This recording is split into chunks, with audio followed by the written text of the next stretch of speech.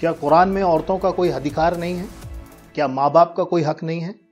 क्या कुरान के हिसाब से हलाला जायज़ है? क्या इस्लाम से पहले का जो इतिहास था क्या वो सही था? क्या मुस्लिम लड़के गीता नहीं पढ़ सकते?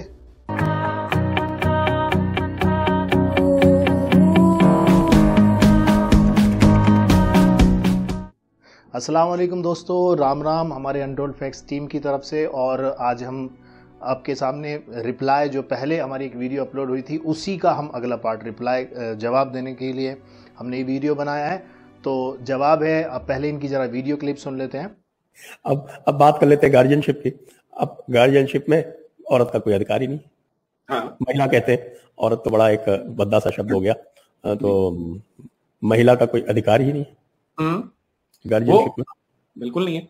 अगर आप मतलब आप कोई भी लॉ देख लेना, अब जब हम सूरह निसा की बात कर रहे थे कि आप अपनी पत्नी की पिटाई कर सकते हो, बिल्कुल, ये जो गॉड है वो आपको बता रहा है।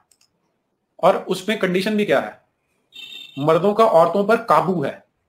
क्योंकि एक तो अल्लाह ने बाज आदमियों को बाज औरत पर फजीलत दी है, अब वो मसल्स दिए हैं आदमी को ज्यादा या क्या दिया है। और इसके अलावा चूंकि मर्दों ने औरतों पर अपना माल खर्च किया है, तो बीवियां शौहर की ताबेदारी करती हैं।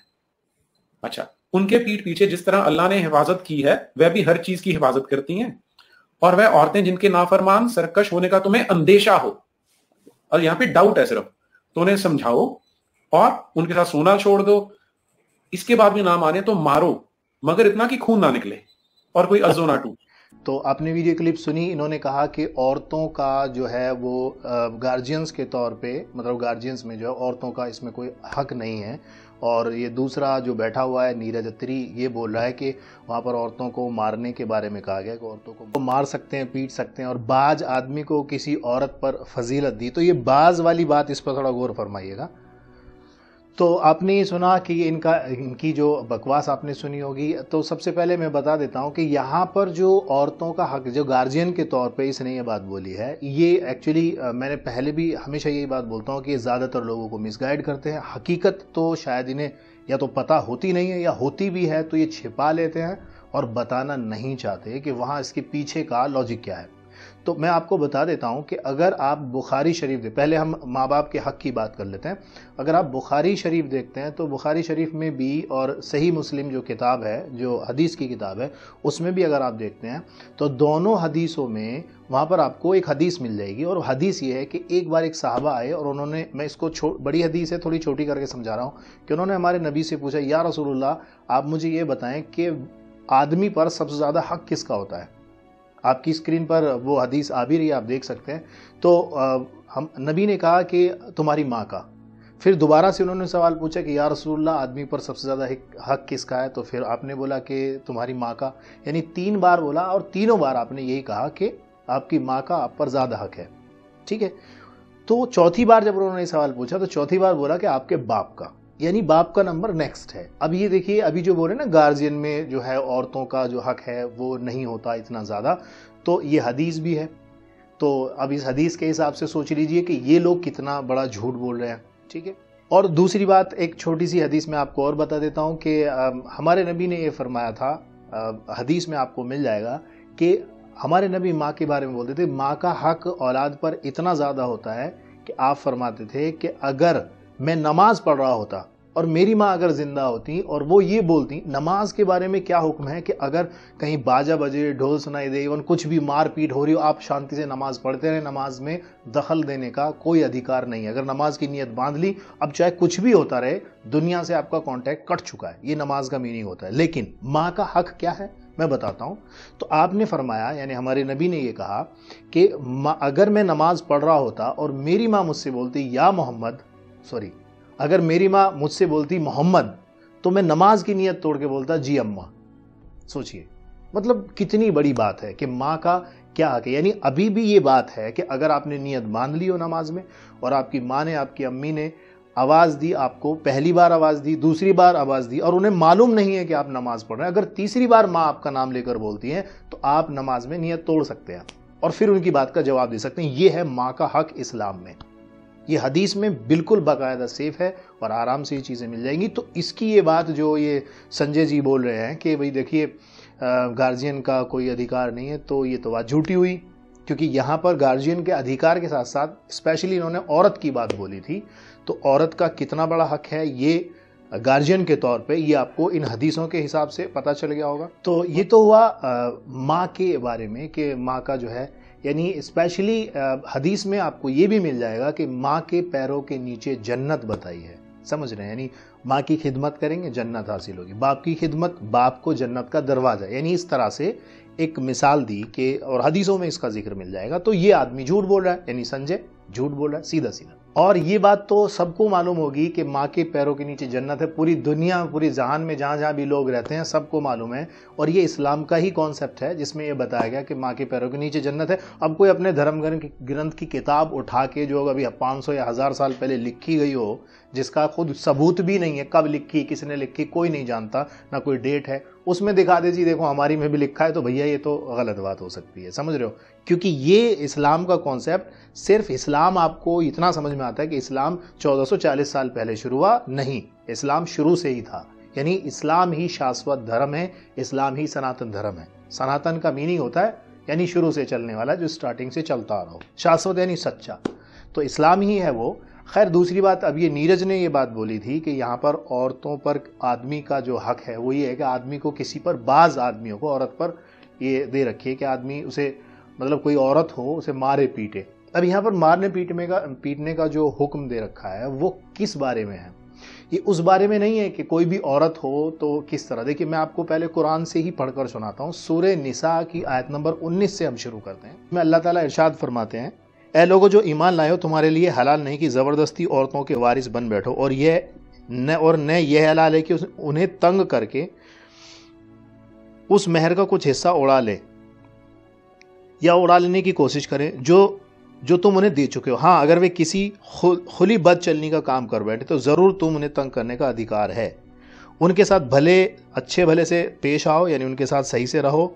अगर वे तुम्हें पसंद न हो तो हो सकता है कि एक चीज़ तुम्हें पसंद ना हो, मगर अल्लाह ने उसमें बहुत सी भलाई रख दी है। यानी यहाँ पर इसमें यह कहा गया है कि अल्लाह ने कहा कि औरतों में हो सकता है कि आपको उसकी कुछ आदतें पसंद ना हो, लेकिन अल्लाह ने उसके अलावा और भी बहुत सी भलाई है। तो औरत की उस भलाई से आप मोहब्बत करो और उसके साथ भले ढंग से रहो। हाँ, अगर वो बदचलनी कर बैठे, बदचलनी समझते हो, व्यभिचार, फिजिकल रिलेशन तुम्हारे अलावा, अगर तुम्हारी बीवी तुम्हारे अलावा किसी और से और माने ना, तो तुम उसकी पिटाई कर सकते हो। और पिटाई भी कितनी, अभी इसमें बोला इसने कि इतनी नहीं कि भाई खून वून निकल जाए, हड्डी वड्डी टूट जाए। तो सोचो कि अगर कोई आदमी मारेगा, थप्पड़ वप्पड़ मार दिया है, कोई बात, अभी हंस रहे हैं इसी बात पे, तो मतलब ये क्या चाह रहे हैं? इस बात से आप क्या समझते हो कि इसने बोला कि भाई हाँ देखो इसमें मारने का हुक्म दे रखा है, मतलब ऐसी औरत का जो किसी और के साथ फिजिकल रिलेशन बना के रखे और अपने हस्बैंड की भी ना माने हर हाल में, क्या करोगे उसका? या तो आप उसे डाइवोर्स दोगे यानी तलाक दोगे, या फिर उसकी पिटाई करोगे। यही तो काम करता है इंसान। आदमी के और बस में है क्या, बताइए मुझे, क्या करेगा? लेकिन इसमें और पिटाई भी लोग ऐसे करते हैं कि कुछ लोग तो जला के मार देते हैं, कुछ लोग तो सती कर देते थे। पहले आपने सुना ही होगा, सती भी होती थी औरतें, उनके शौहर के साथ मरा तो सती कर दी। क्यों करते थे सती, जानते हो? क्योंकि उनको डर रहता था इस बात का कि मेरा शौहर मर गया, मेरा पति मर गया, अब मेरी इस समाज में कोई वैल्यू नहीं रही है और समाज के लोग मुझे घिनौनी और गंदी नजरों से मुझे देखना शुरू करेंगे। और ये होता था क्योंकि उन्हें देवदासियों का उपाधि दी जाती थी। देवदासी यानी अगर किसी के साथ ऐसा होता था तो उसको मंदिर के हवाले सुपुर्द कर दिया जाता था। अब वहां पंडित जो है वो मजे करें, उनके साथ कुछ भी करें। इस डर से सती प्रथा का चलन शुरू हुआ और इसकी हिस्ट्री मेरे पास है पूरी डिटेल में। खैर मैं ये नहीं कहना चाह रहा, मैं तो ये बता रहा हूं कि ऐसी अगर आपके साथ घटना पेश आती है और वहां पर कुरान ये हुक्म देता है कि उनके साथ आप थोड़ी जबरदस्ती कर सकते हो, और उसमें भी ये हुक्म देता है कि उन्हें इतना मत मारो कि खून निकले, इतना मत मारो कि उनकी हड्डी पसली टूट जाए, तो फिर सोचो। तो इसमें भी एक रियायत बरती गई है। लेकिन ये लोग क्या है कि ये लोग उस बात को भी गलत तरीके से देखते हैं और लोगों को उसको गलत नजरिए से बताने की कोशिश करते हैं। चलिए इनकी अगली बात सुनते हैं। और मौलाना साहब का इंटरेस्ट इसी में कि करते रहे, निकाह कराते रहे, हलाला कराते रहे। और हलाला तो सब इसके आपके AMM क्लास की तो बहुत बड़ी, मतलब इनके ऐशो आराम के अय्याशी की तो एक बहुत बड़ी चीज है। अब आप बताइए, हलाला से ज्यादा जलालत क्या हो सकती है किसी महिला की? इसने बोला, यहाँ पर ये बोल रहा है कि देखो इनके मजहब में हलाला जो है वो निकाह करते हैं, हलाला करते हैं, और कितनी जहालत पने की बात है। बिल्कुल सही बात है, हलाला जहालत पने की ही बात है। और वैसे भी कुरान हलाल का हुक्म नहीं देता। क्या हुक्म देता है? हम बात करते हैं सूरह बकरा की आयत नंबर 230। अब चलिए उसमें अल्लाह ताला का इरशाद है, और इसमें अल्लाह ताला इरशाद फरमाते हैं कि अगर 2 बार तलाक देने के बाद पति ने पत्नी को तीसरी बार तलाक दे दी तो वह औरत फिर उसके लिए हलाल न होगी, सिवाय इसके कि उसका निकाह किसी दूसरे व्यक्ति से हो और वह उसे तलाक दे। आयत थोड़ी सी बड़ी है, लेकिन मैं इसको यहीं पर रोक कर समझाना आपको चाह रहा हूँ। पहला तलाक हुआ, फिर 3 महीने का गैप, फिर तलाक हुआ, फिर गैप, फिर तीसरा तलाक उस पड़ाव पर आता है। पहली बात तो ये है कि तलाक का जो गैप दे रखा है यहाँ पर, यानी अगर इस हिसाब से हम देते हैं कि जब तक तलाक होगा, पहला तलाक, दूसरा तलाक और तीसरा, एक साथ तलाक वाला कॉन्सेप्ट कुरान नहीं देता। तो जो तलाक का कॉन्सेप्ट अगर देखें तो इस तलाक की पूरी अवधि को पूरा होने में साल भर लग जाएगा, समझ रहे हैं। दूसरी बात यह है कि तलाक अगर कोई फाइनलाइज करता है और वहां उस स्टेज तक पहुंचता है कि जहां पर ये तीनों तलाक पूरे हों, तो आप सोचिए कि तलाक की नौबत क्यों आती है। तलाक की नौबत इसलिए आती है कि कोई आदमी अपनी बीवी से परेशान हो या कोई बीवी अपने शौहर से परेशान हो, वो दोनों इतने तंग आ चुके हों कि अब उनके साथ उन्हें पता है कि एक दूसरे की चेहरा देखना भी हमें पसंद नहीं है, दुश्मन नजर आते हैं, वहां तलाक की नौबत आती है। फिर अगर तलाक हो जाए उनके बीच में तो वो दोनों आपस में फिर भी रहना चाहेंगे। ऐसा तो नहीं होता कि तलाक दे दिया अब फिर से वो ये सोच रहे हैं कि यार हमने गलती कर दी। हाँ, गलती तो वो लोग करते हैं जो एक साथ 3 तलाक बोल दी, वो गलती है और उसके लिए कुरान हराम करार देता है। वो गलत तरीका है, हो तो जाता है लेकिन गलत तरीका है। कुरान हमेशा मना करता है, अल्लाह का हुक्म है इसी बारे में कि आप ऐसे तलाक नहीं दे सकते। तलाक का हुक्म जो है वो लंबा पीरियड है, अभी हम बात कर चुके हैं इस बारे में। अब यहाँ बात आती है कि अगर वो इतने दिनों बाद, साल भर का ड्यूरेशन जो चला, ये तलाक वाला इतना लंबा टाइम चला, उसके बाद तलाक दे दिया, अब वो औरत भी फ्री और आदमी भी फ्री, अब वो दोनों आपस में नहीं मिल सकते क्योंकि आप तलाक दे चुके हो। फिर वो औरत किसी इंसान से जाके निकाह कर लेती है, निकाह करने के बाद उसके साथ रह रही है, फिर उसके साथ भी वही कंडीशन पेश आई जो पहले वाले के साथ थी, उसने भी मारा पीटा है जो भी है, अब वो उसने भी तलाक दे दिया। अब उसने जब तलाक दिया तब जाके वो पहले वाले से चाहे तो उससे करे, किसी और से चाहे तो उससे करे। लेकिन ऐसा नहीं हो सकता कि पहले वाले ने तलाक दे दिया, फिर कुछ दिनों बाद, साल 1.5 साल बाद मन क्या करा कि भाई नहीं वही आदमी ठीक है तो उसी के पास चलती, तो वहां पर हो जाएगा। अब यहां पर हलाला जो आजकल की डेट में ये लोग जो रिप्रेजेंट करते हैं गैर मुस्लिम लोग भाइयों के सामने, ये लोग क्या कहते हैं कि हलाला ये होता है कि भाई किसी ने तलाक दे दिया, अब जो है वो किसी मुल्ला मौलवी काजी को पकड़ेंगे कि जी हमारा हलाला कराना है, और जाओ 2-3 दिन अपने पास रखेगा, फिर वो बीवी वहां आ जाएगी। ये तो कुरान का ना इस्लाम का कॉन्सेप्ट है। अब इसको इस तरह से सोचिए कि कोई आदमी बोले कि नहीं भाई इस तरह हलाला हो जाता है, ठीक है, चलो 1% कोई आदमी बोल भी सकता है, क्योंकि इस दुनिया में एक से एक बड़े कार्टून पड़े हुए हैं, तो कोई भी बोल सकता है कि भाई इस तरह हलाला हो तो जाता है। मैं एक छोटी सी बात आपसे बोल रहा हूं, इस बात को समझने की कोशिश कीजिए, इसकी बारीकियां, इस आयत की बारीकियां समझिए कि वो इंसान जिससे वो औरत किसी और से जाके निकाह करेगी, उस इंसान पे प्रेशर बनाकर आप उससे तलाक नहीं दिलवा सकते, या उससे पहले फिक्स करके कभी मैंने तलाक दे दिया गलती से 3 बार, 1 साल के बीच में तलाक हो गया हमारा, और ऐसे ऐसे बात है, अब तुम इससे मेरी बीवी से निकाह कर लो, और निकाह करने के बाद अब जो है तुम इसे तलाक दे देना, 3 दिन बाद तुम रखो। इस निकाह को सूरह बकरा की जो मैंने आयत पढ़ी थी, इसी के हिसाब से इसका जो डिटेल लिखी है, उस डिटेल में यह कहा गया है कि इस निकाह को कहा जाता है साजिशी निकाह, यानी साजिश करना एक तरह से, जो कि हराम है। अगर किसी इंसान ने किसी आदमी से ये बोला कि तुम मेरी बीवी से 3 दिन निकाह करके 3 दिन रखो और फिर उसे तलाक दे देना, मैं रख लूंगा, तब भी वो वापस उसके निकाह में जायज नहीं मानी जाएगी। ये बात ध्यान रखना। क्यों नहीं मानी जाएगी? उसका एग्जाम्पल मैं देता हूं। एक आदमी ये बोलता है कि मैं बोलता हूं कि मैं किसी औरत से, किसी मुफ्ती से, किसी से भी पूरी दुनिया के अंदर, मैं गारंटी देता हूं पूरी दुनिया के अंदर जहां भी मुफ्ती, मौलाना, कारी, हाफिज जो भी आपको मिले, उससे पूछ लेना कि मुफ्ती साहब या मौलाना साहब, मैं चाहता हूं कि मैं किसी औरत से 3 दिन की शादी करूं, तो पहले तो नाउज बिल्ला पड़ेगा, 2 थप्पड़ मार के पागल हो रहा है, ये कोई निकाह होता है कि मैं 3 दिन का, कौन सा निकाह होता है भाई कि मैं 3 दिन का निकाह करना चाहता हूं? तो किसी से भी पूछ लेना कि क्या मैं अपनी मर्जी से किसी से 10 दिन का, 15 दिन का, 1 महीने का निकाह कर सकता हूं? उसे निकाह नहीं कहते, उसे मुता कहते हैं, जो कि हम पहले मुता निकाह क्या है उसके बारे में वीडियो हम बना चुके हैं ऑलरेडी, कि इसे कहते हैं कॉन्ट्रैक्ट मैरिज, यानी कि साजिशी निकाह। और ये साजिशी निकाह कुरान में हराम है, और इस तरह हलाला जो कर रहे हैं, वो हलाला करने वाले भी हराम काम कर रहे हैं, उसे जिनाकारी कहते हैं, व्यभिचार कहते हैं, और वो एक तरह का जुल्म है। तो ये जो व्यभिचार है वो व्यभिचार भी हुआ, प्लस वो औरत फिर अपने हस्बैंड के पास आई, तब भी उससे निकाह जायज़ नहीं होगा। तो बताइए फिर हलाला कैसे हुआ? समझ रहे हैं? तो अब आई होप कि आपको ये बात समझ आ गई होगी कि यहाँ पर किस तरह की बात ये लोग जानबूझ के फैलाना चाह रहे हैं, तो इनसे ज़रा बचिए।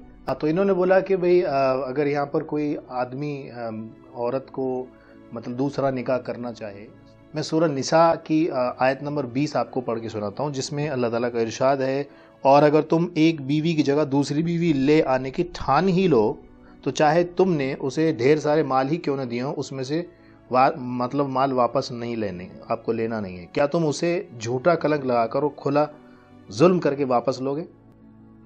यहाँ तक कि इसमें आगे भी लिखा है कि यहाँ तक कि आप ऑलरेडी उनके साथ फिजिकल रिलेशन बना चुके हैं। समझ रहे हैं? तो यहाँ पर ये बात आती है कि अगर कोई आदमी दूसरा निकाह करना चाहे तो वो कर सकता है। अब इसमें बस इतनी बात इन्हें समझ आई, क्योंकि मैं पहले भी बोल चुका हूँ, मूर्खता की कोई सीमा नहीं होती है। इन्हें इतनी बात समझ आई है। पूरा कुरान इन्हें पल्ले पड़ता नहीं है। आगे भी अगर आप देखेंगे तो उसमें यहाँ पर कई सारी आयतों में, कई सारी सूरा में इस बात का जिक्र मिलता है कि अगर आप दोनों औरतों के बीच में इंसाफ नहीं कर सकते तो आप दूसरा निकाह नहीं कर सकते। अगर इंसाफ का मतलब एक आदमी ने शादी कर ली, उसके निकाह हो गया, अब वो दूसरी भी कर रहा है, तो अब दूसरी के पास ही रहता है, पहली के जो पहली वाली उसके पास नहीं आता, या पहली के पास रहता है दूसरी के पास नहीं जाता, तो ये नाजायज़ तरीके से उसका निकाह हुआ और ये तरीका गलत है, जिसमें अल्लाह ताला की नाराज़गी पेश होगी और वो इंसान गुनाहगार होगा, क्योंकि इसने एक बीवी का हक मार लिया। यानी दोनों का बराबर, अगर वहाँ 10 दिन है तो यहाँ भी 10 दिन होने चाहिए अगर रह रहा है तो।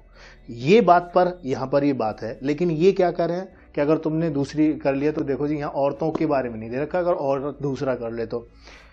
देखिए, मैं पहले बता दूं कि ये कोई महाभारत की किताब नहीं है, ये कुरान है, अल्लाह की भेजी हुई। ऐसा नहीं है कि जैसे द्रौपदी ने 5 पति रख लिए थे, ऐसे इस्लाम के कॉन्सेप्ट में नहीं। देखिए, जैसे महाभारत अगर हम पढ़ते हैं तो उसमें श्री द्रौपदी जी के बारे में आप जानते ही होंगे, उनके 5 पति थे।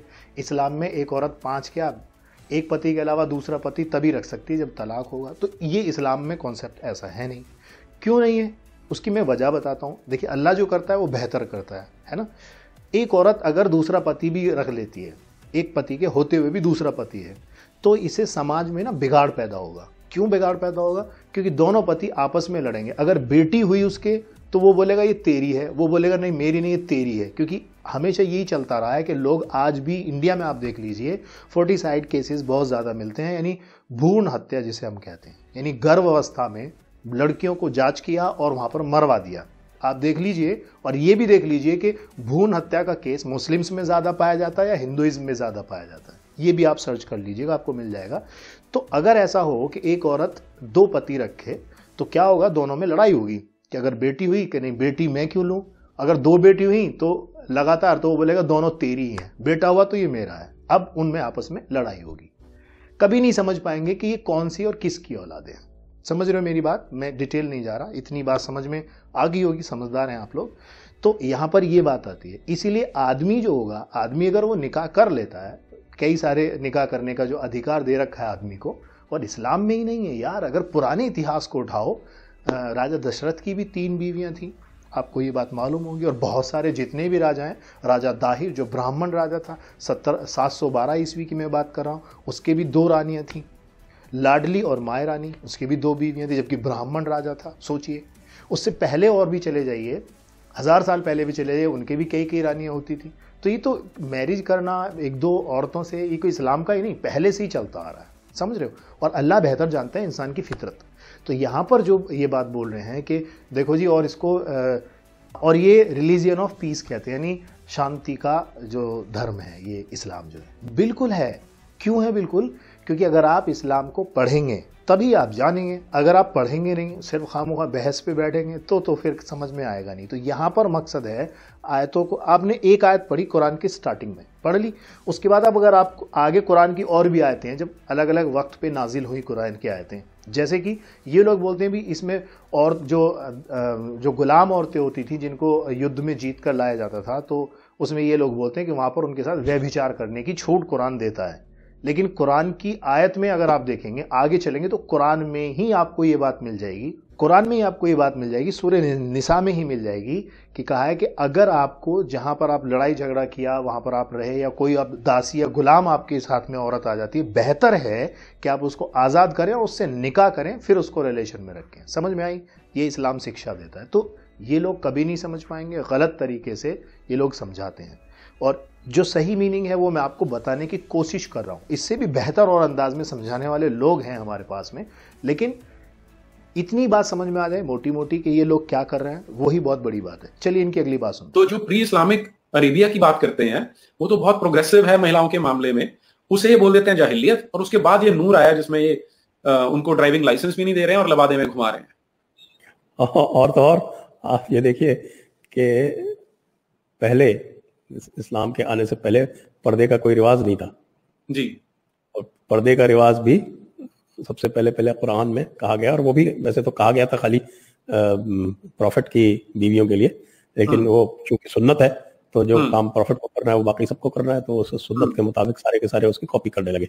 उसके पहले अरब में पर्दे का कोई इस प्रकार का रिवाज नहीं था। तो इसने बोला कि इस्लाम से पहले जो लोग थे महिलाओं के बारे में बड़े प्रोग्रेसिव थे और बड़े अच्छे होते थे, और पर्दे का रिवाज नहीं था। ये तो नबी आए और इन्होंने जो है ये बात बोली तो पर्दा शुरू हो गया। बिल्कुल ये बात सही बोल रहा है, पर्दे का रिवाज नहीं था। बहुत सारे ऐसे रिवाज जो है जो इस्लाम ने मना किए, तो इसने जो बात बोली सही बोली है कि उस ज़माने में जो है, अब ये प्रोग्रेसिव जो बात बोली है कि पहले वाले जो लोग थे बड़े प्रोग्रेसिव थे और महिलाओं के बारे में बड़ा अच्छा सोचते थे।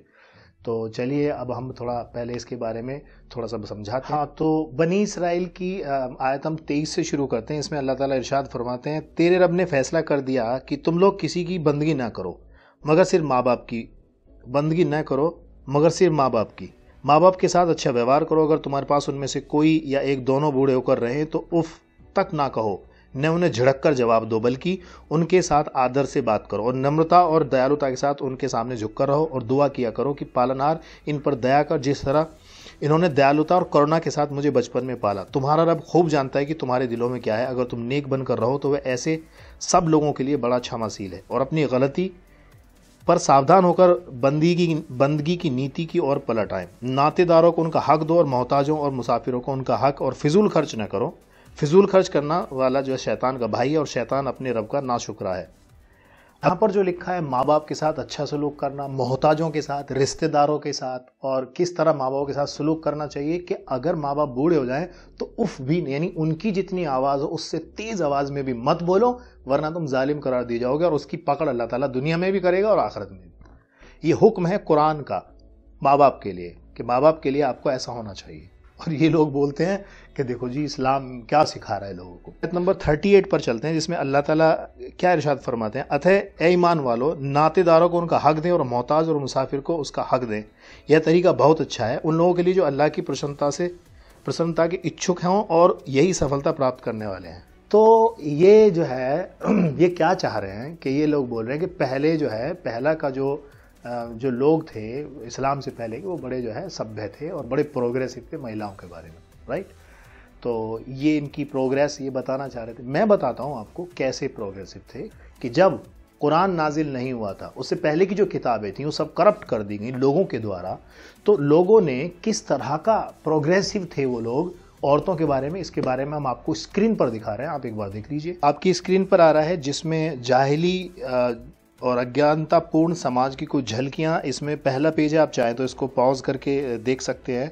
इसमें हम आगे थोड़ा सा इसको, क्योंकि ज़्यादा बड़ा है, तो इसमें लास्ट में दे रखा है कि वर्ग के जो औरत और मर्द थे उनके निकाह के संबंध कैसे होते थे। कि इसमें आप देख लीजिए, इसमें एक तो शालीन वर्ग का जिक्र है, जो ऊंचा वर्ग था वो क्या करते थे, दूसरों के वर्गों में मर्द और औरत से मेल मिलाप और भी कई शक्लें थी जिन्हें बदकारी, निर्लज्जता, नग्नता और दुराचार के सिवा कोई और नाम नहीं दिया जा सकता। हज़रत आयशा रज़ियल्लाहु अन्हा का बयान है कि अज्ञानता काल में निकाह की 4 शक्लें थीं। एक तो वही शक्ल जो आज भी लोगों में पाई जाती है, जैसे निकाह होता है नॉर्मल, एक आदमी दूसरे आदमी को उसकी सरपरस्ती में पाई जाने वाली लड़की के लिए निकाह का पैगाम देता है, फिर मंजूरी के बाद यह मेहर देकर उसे निकाह कर लेता है।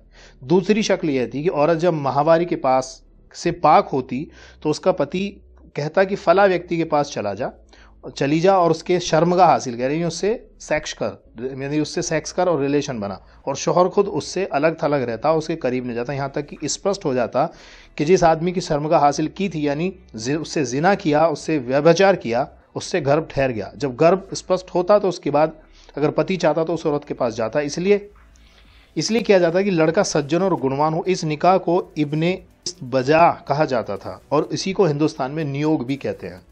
और तीसरे निकाह की किस्म भी थी, इसमें तीसरे निकाह की किस्म भी थी, नियोग के बारे में बता दिया।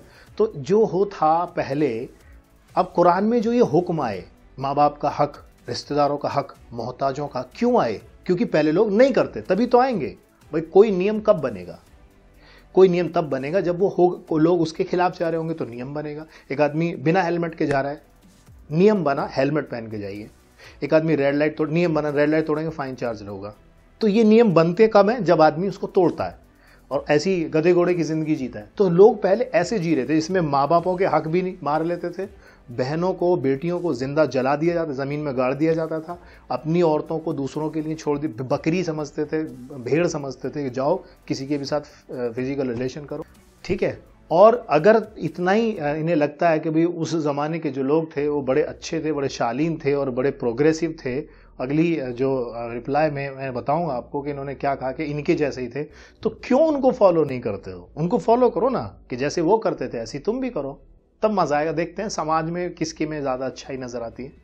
तो यही बातें नजर आती थी कि उस तरह के लोग जो है, जब लोगों ने इस तरह के हुक्म को फॉलो, शराब पीते थे, शराब को मना किया, जिना करते थे तो हुक्म दिया कि या तो उसे संसार करे, पत्थर मार मार के जान से मार दें, या फिर उसका पेनिस काट दिया जाए। आज भी अरब में होता। चोरी करते थे, हाथ काटने का हुक्म आया, चोरी रुक गई। मतलब जो जो बातें होती थी, लोग जिस गुनाह में ज्यादा मुब्तला थे उसको रोकने का हुक्म आया, इसीलिए तो आया। अगर ये सब नहीं हो रहा होता तो ये हुक्म नहीं आता। ये भी तो सोचिए ना, मोटी सी बात है कि रूल कब आया? जब पहले लोग ऐसा करते होंगे तो रूल आया, अगर नहीं करते तो रूल नहीं आता। इसमें भी बुराई क्या है यार? हद हो गई, ठीक है। तो ये जो बता रहे हैं कि पहले के लोग ऐसे थे और बड़े प्रोग्रेसिव थे और पर्दे का हुक्म आया, हाँ बिल्कुल पर्दे का हुक्म आया, क्योंकि पर्दे से पहले जो अज्ञानता काल वाला जो युग था, उस युग में क्या होता था? उस युग में वो होता था जो आपकी स्क्रीन पर आ रहा है, फोटो देखिए, हाँ बिल्कुल सही समझ रहे हैं। उस युग में औरतों को पता ही नहीं होता था कि हम कपड़े कैसे पहन रहे हैं। स्तन ढकने का, यानी जो लेडीज की ब्रेस्ट होती है उनको ढकने का अधिकार दिया ही नहीं था उच्च वर्ग के लोगों ने। उनको दासी बना बनाकर अपने जो पूजनीय स्थल है उन पर बिठा दिया गया था भोग करने के लिए। उन औरतों को जिंदा उनके हस्बैंडों के साथ जला दिया जाता था मजे के लिए, और लोग हंसते थे।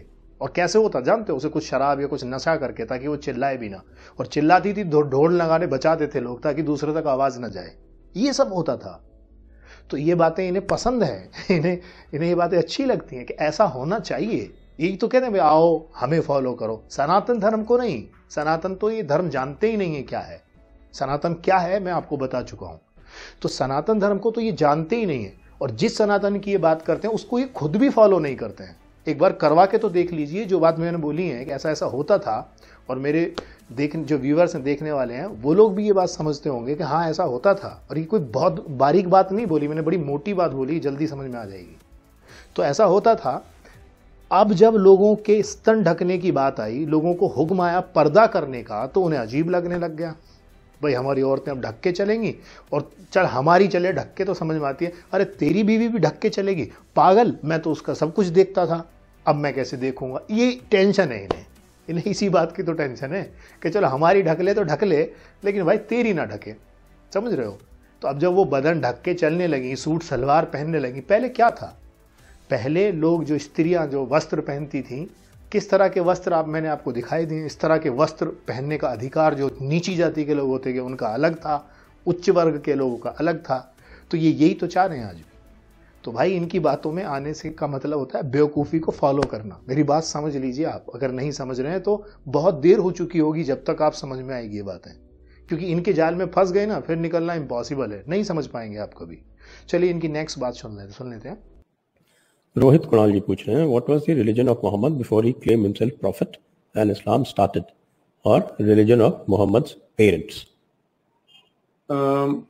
जो प्री इस्लामिक अरेबिया था वो बहुत हद तक हमारी जो सोसाइटी है उसका एक मिरर इमेज था। वहां पर बहुत सारी देवियां थी, बहुत सारे देवता थे, उनको उनकी पूजा की जाती थी। अब ये क्वेश्चन आपको थोड़ा सा ना टर्मिनोलॉजी पे ध्यान देना होगा। जब हम रिलीजन की बात करते हैं तो हमारे देश में धर्म है, रिलीजन नहीं है। रिलीजन एक प्योरली अब्राहमिक कॉन्सेप्ट है जिसमें आइडेंटिटी के बेस पे लोगों को डिफरेंशिएट किया जाता है कि हम क्रिश्चियंस हैं और बाकी सारे इनफिडल्स हैं, हम मुसलमान हैं, बाकी सारे गैर मुसलमान हैं। तो ये रिलीजन है। जिस समय मोहम्मद ने इसे शुरू किया है उससे 300-400 साल पहले क्रिश्चियनिटी ने चारों ओर फैलना शुरू किया था। तो सिर्फ 300-400 साल पहले तक ये जो संसार था सारे का सारा ऑलमोस्ट एक जैसा था, जहां नेचर की रिस्पेक्ट होती थी, बहुत सारी देवियां, बहुत सारे देवता होते थे, और वहां क्योंकि कोई आइडेंटिटी का लिंक नहीं होता था पूजा पद्धति से, इसलिए रिलीजन कोई होता ही नहीं था। तो आप उसे एग्जैक्टली सनातन धर्म या हिंदू धर्म, वैदिक धर्म नहीं कह सकते, लेकिन हमारे जैसा ही समाज था उनका। तो उस पर आप कोई लेबल नहीं लगाएंगे तो अच्छा रहेगा। ये नेक्स्ट बात में बोल रहा है कि नेचर की रिस्पेक्ट करते थे वो लोग, और उस ज़माने के जो लोग थे वो आज का ही जो मिरर, एक तरह रिलीजन कि हमारी सोसाइटी का मिरर इमेज था। मतलब जैसे आज जो हो, मतलब जो इस समाज में होना चाहिए वही उस ज़माने में भी होता था। ये सोच रहे हैं, यानी पहले ज़माने में जो होता था वो ये चाहते हैं कि ये दोबारा से रिपीट हो।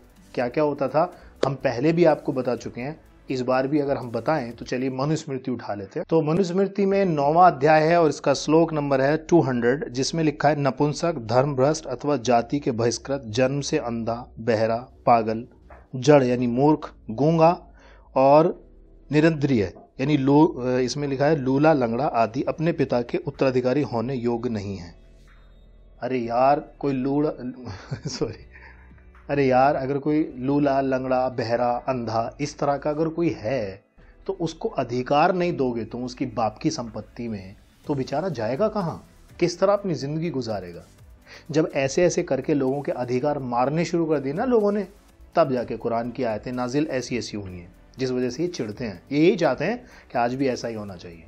ये चाहते हैं कि जिस तरह से शूद्रों के बारे में लिखा गया ना, अध्याय 4 और श्लोक नंबर हम पढ़ रहे हैं इसका 218, जिसमें लिखा है, राजा, शूद्र, स्वर्णकार और चमार के अन्न को सेवन करने में क्रम से तेज, विद्या, आयु और यश की हानि होती है। यानी कि अगर कहें तो राजा जो है वो क्या करेगा, चमार के यहाँ का और शूद्रों के यहाँ का और जो स्वर्णकार यानी सुनार जो होता है उनके यहाँ का अगर खाएगा तो विद्या खत्म हो जाएगी, उसका तेज जाता रहेगा, बेचारा तबाह और बर्बाद हो जाएगा। मतलब इस टाइप का कॉन्सेप्ट सोचिए, क्या ये समाज सुधारक कॉन्सेप्ट है? क्या ऐसे कॉन्सेप्ट की बात करेंगे? पिछले श्लोक में हमने बताया था किस तरह से 10 प्रकार की स्त्रियों से शादी करने का ना करने के बारे में बोलते हैं, किस तरह एक औरत 11-11 पति रखने की बात बोलते हैं, किस तरह लोगों के अधिकार के, कोई ब्राह्मण अगर औरत के साथ, आपकी स्क्रीन पर आ रहा है देख सकते हैं कि ब्राह्मण अगर किसी औरत के साथ सेक्स करे तो उसे छूट है, वो कर सकता है, और अगर क्षत्रिय, वैश्य और कोई और करे तो उसे मृत्युदंड है। यार हद हो गई। अगर इस तरह का कॉन्सेप्ट, इस तरह का समाज अगर आप चाहते हो तो ऐसा समाज से क्या फर्क पड़ेगा आप ये सोच लीजिए। तो ये चाहते हैं। तो ऐसे मेरे कहने का मतलब है कि कुरान को और हदीसों को गलत तरीके से, ना तो ये क्या करते हैं उठाया और बोल दिया, कभी मैच नहीं करते कि हाँ ये इस तरह की बातें कही गई हैं। तो आई होप कि मेरी ये बात आपको समझ आई होगी। और लास्ट वीडियो, इसका लास्ट रिप्लाई देख लेते हैं। आदर्श सिंह पूछ रहे हैं, आजकल they are trying to link Quran, Bible with Gita. Bible का तो करते हैं, कुरान का तो मैंने नहीं सुना। मतलब they are reading it. At least लोग जो गीता रीड करते हैं उनके दिमाग चेंज क्यों नहीं होता? मैं थोड़ा सा ऐड कर दूं फिर आपको लाऊंगा कि देखिए, जो भी मेरा अध्ययन है उसमें मैंने किसी भी मुसलमान को गीता पढ़ते नहीं देखा। बाइबल का जहां तक प्रश्न है, ये जो क्रिश्चियनिटी का जो एक पूर्व पक्ष का जो एक बहुत ही स्ट्रांग इनका एक एलिमेंट है कि ये जिसको इन्हें कॉन्कर करना होता है, जिसके ऊपर विजय प्राप्त करनी होती है, उनके धर्म ग्रंथों को, उनकी परंपराओं को, उनके आचार विचार को बहुत गहराई तक जाके ये अध्ययन करते हैं, फिर उसका तोड़ निकालते हैं। तो ये जो आप कह रहे हैं ना कि वो पढ़ रहे हैं, तो ये क्रिश्चियंस तो कर रहे हैं, कोई मुसलमान मुझे अभी तक करते दिखा नहीं है। एक भाई ने सवाल पूछा कि मुसलमान जो गीता पढ़ते हैं वो गीता पढ़ के कुरान और बाइबल से जोड़ के और उन्हें समझाते हैं, तो ये बोले कि जी बाइबल से तो जोड़ लेते लेकिन मुसलमान कभी इस तरह का जो मैच नहीं करते। और इन्होंने ये भी कहा कि मुसलमान को मैंने गीता पढ़ते हुए देखा नहीं।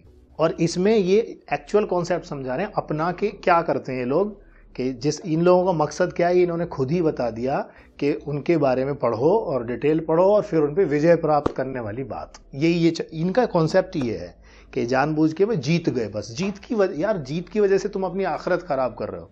और ये गीता की बात कर रहे हैं, चलिए मैं दिखाता हूँ। मेरे पास में ये श्रीमद् भगवत गीता और मैं इसको पढ़ चुका हूँ 78%, अभी थोड़ी सी और बाकी है। कौन सी गीता की बात करो, कौन सी महाभारत की बात करो? वैशंपायन का नाम तो आपने सुना होगा, नहीं सुना? वेद व्यास जी के चेले रहे जिन्होंने, वैशंपायन वो हैं जिन्होंने जयग्रंथ नाम से किताब लिखी थी, जिस जयग्रंथ को आज हम महाभारत के नाम से जानते हैं।